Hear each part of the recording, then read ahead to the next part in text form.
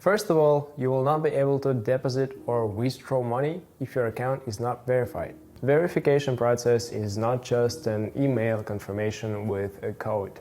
It's a process when you provide a document confirming that you are a real person, you are older than 18, and binary options are allowed on your country. But what if you passed the verification and you ordered a withdrawal, but you didn't receive the money?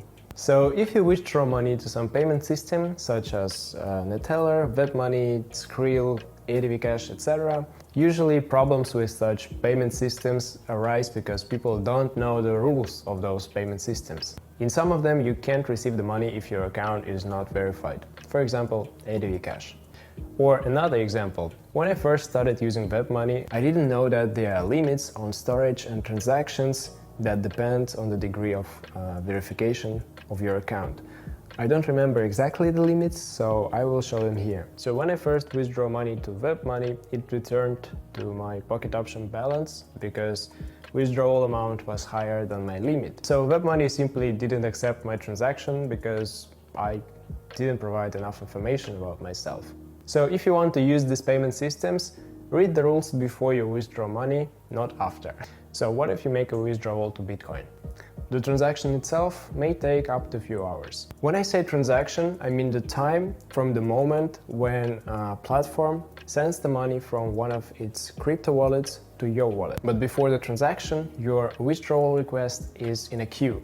And this queue might be really long because every transaction crypto transaction is verified by a human. So your withdrawal may take several days if, for example, you withdraw on weekends or on holidays. And if you want to make a withdrawal to your bank card, the transaction may take up to 3 days.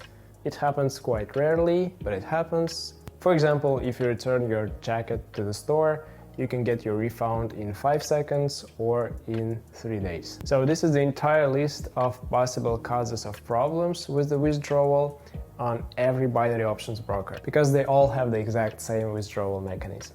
So now let's go to the withdrawal itself.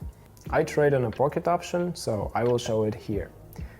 It is the very simple process. You just need to click a couple of buttons. As you can see, I only have a WebMoney available. You will be able to choose only those methods that you use to top up your balance. In other words, if you want to open a new withdrawal method for yourself, you need to top up your balance with any amount, for example $10. So that's pretty much it. If you have any questions, leave a comment and like the video if you enjoyed the content. See you in the next video. Bye.